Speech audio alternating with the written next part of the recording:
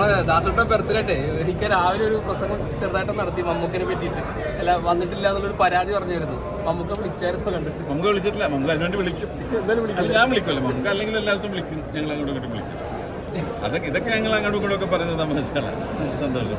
ഇപ്പൊ നമ്മള് ഏറ്റവും പ്രധാനപ്പെട്ട ജയറാമേട്ടൻ നാളെ ഹോസ്റ്റലിൽ റിലീസ് ചെയ്യാണ്.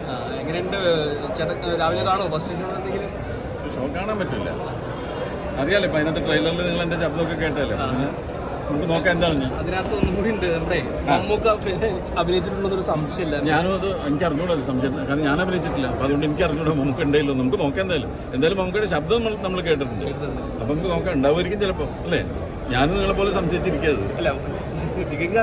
എനിക്കറിയാൻ പറ്റില്ല. ഞാനതിനകത്ത് അഭിനയിച്ചിട്ടുണ്ടെങ്കിൽ അതിനകത്ത് അഭിനയിച്ച ജയറാമിനെ അറിഞ്ഞൂടാന്ന് പറയുന്നത്, പിന്നെ എന്റെ അഭിനയിക്കാത്ത ഞാൻ എങ്ങനെ പറയും? നമുക്കായിട്ട് ഭയങ്കര കൂട്ടാണല്ലോ. അപ്പൊ എന്തായാലും അതുകൊണ്ടാണ് ഒട്ടും പറയാൻ പറ്റാത്തത്. എന്തെങ്കിലും പറഞ്ഞു പോയി നമുക്ക് വിളിച്ച് ചോദിക്കില്ലേ? ഒറ്റ ദിവസമല്ലേ, ഈ രാത്രി നാളെ നേരം വെളുത്ത് നമുക്ക് ഇതിന്റെ എല്ലാ സസ്പെൻസും പോയി.